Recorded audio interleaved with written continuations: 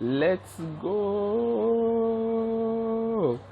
Okay, guys. So today I want to talk to you about fear. Okay, I realize that fear is a dangerous cancer that is really hurting and affecting a lot of people's lives. It's sort of stealing the happiness and joy, of people. Right now, it's funny, okay, and because everybody is scared at some point in their lives of sometimes you are in this situation, and then you are sort of scared that, or maybe things will not get better, or you are scared of a certain possible future that you think may happen. Okay, and it happens to everyone. Okay, it happens to everyone. It's happened to me, it's happened to you, I know, and it happens to our friends, our family members, and then all that. Okay, but the thing about fear is that it's one of the most deadliest emotions you can be in. Okay, but yet still it's one of the fakest, should I say fakest emotions you can be in. It's one of the most unreasonable emotions you can be in, except you are in grave danger. Okay, except you're in grave danger, maybe your life is really threatened by maybe an animal, or something, that one is like a fight or flight response. It's perfectly normal. It happens. We are only human. Okay, but I'm talking about fear in life, with how our life is moving on, with our progress in life, with our career, with our businesses, with our spouses, with our relationships. Those things, fear in that is usually, should I say, uncalled for. Okay, not to be judging as such, but then let me give this analogy. All right, imagine you are supposed to sit on a chair, for example, a chair. They put a chair in front of you, like, sit on the chair, and then you are worried. What if I sit on this chair, it breaks? What if I sit on the chair and then a needle pinches my glutes? Or what if I sit on this chair and then I get electrocuted? Or you are bothered, you are sweating, you are nervous about sitting on that chair. This analogy I'm giving, the thought of it sounds silly, okay, but basically that is the perspective when you are scared about a possible future, something you are going to do. Okay, so tomorrow is coming. Tomorrow has not even come. You've not yet done the thing. Okay, now they said go and sit on the chair. You are bothered. You are scared. Okay, now the wonderful thing about fear is that it strips off the positive side of things. It strips off the fact that the thing can actually turn out for good. Okay, so you're going to sit on a chair. Okay, what if I sit on a chair and I sit on a chair, then somebody gives me money? Or what if I sit on a chair and I receive some blessings? Or what if I sit on a chair and I see some vision? Okay, or what if I sit on a chair and I get new ideas? Okay, we never ever tend to think in that way, but we always tend to think, what if the bad happens? You're always biased towards the negative, because generally negative emotions happen to be stronger than positive emotions. Okay, so that is the thing about fear. Now, when you are bothered about things that will happen in your life, okay, you also tend, the thing about fear is that it doesn't move alone. It moves with anxiety, it moves with worry, and fear can even move with health issues. You are so scared, you may even get blood pressure, or you may get headache, migraines. There's countless number of times that I have been really bothered about the future, trying to figure things out. Okay, that, like, I am sort of in this crazy headache that is like sort of driving me crazy, and I realize that, nah, man, this thing that I'm doing is not worth it. Okay, this thing that I'm scared of is not worth it. Okay, so that's the thing about fear.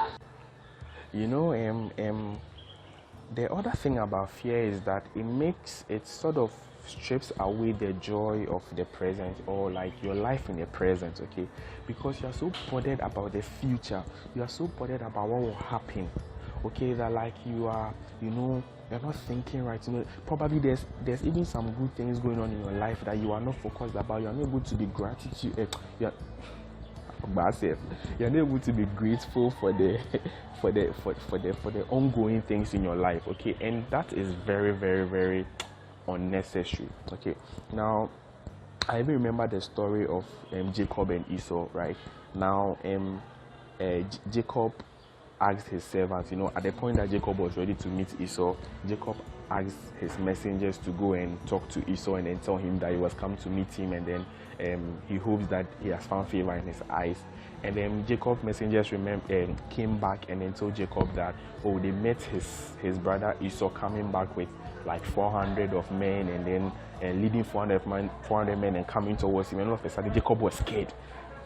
He was so scared and terrified. His brother was coming with him with 400 men, okay, like, coming to attack him. And he was so scared, that his brother was going to come and kill him. Going to come to kill him. His brother was going to come in, I don't know, do that. He was so scared that he scattered his family, he divided his property, doing all those things just to prepare for the time that his brother will come and do something to him, okay. But meanwhile, he met his brother, and his brother came running to him, and then his brother hugged him. So I mean, look at that, all right, look at that. So when you consider all this, such a story, then you realize that, man, it's not worth it. Okay, you see, it's not about not acknowledging the fact that maybe something will happen, or whatever it is, okay, but it's not worth it losing sleep over something you have no control over. It's as if it's about to rain, or you all the signs show that it's about to rain. When you're worried, oh, when it rains, okay, this will happen, okay, this thing I'm doing will happen. That is not what will change the rain from happening. That is not what is going to stop the rain from not falling. If the rain will fall, to fall. Okay, so your whining, your worry doesn't change anything. So why don't you live each and every day happy? Why don't you live in each and every day joyous, knowing that some things are not some things are out of your control? Okay, most of the depression that we have, most of the sadness we have, it's all because we are worried so much about things that we can't control. Focus on the things you can control. Okay, if it's something you are going to face, the one thing Jacob did that he did right, okay, was that he prepared. Okay, he prepared some gifts, he prepared some things. So I'm just going to end by saying, don't be scared of the future. Okay, it's not worth it. Make your plans, leave the rest to God. Okay, and for external factors, things that are beyond your control, it's just not worth it. It's not worth it. Okay, you have no control over tomorrow. In fact, you don't have any control over the next hour. All that you have control is what you can do. Okay, so live your everyday happy, live your everyday excited. Try and always focus on the things about you, things that you can hope the best for. Okay, things that you are grateful for, and you have life. Okay, you go to the hospital, so many people are hospitalized, can't even do anything with their lives. You have life. Do you know how amazing you have life? You can talk, you have your hands, you have your legs. If you have that alone, you are blessed.